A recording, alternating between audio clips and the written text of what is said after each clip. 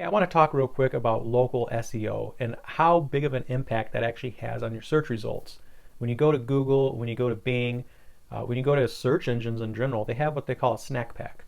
So a snack pack is basically where it lists a map on top, and then below that would be organic search results. So the thing you need to do is have a Google business profile or Google My Business. You need to go to Bing Places, you need to go to Apple Maps, you need to set up the profiles there on their systems.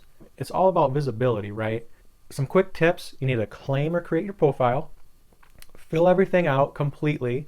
You also need to add in extra categories that you might have for services or things like that. Don't just have one category. Most businesses I see, they stop at one category and that's it. Don't do that.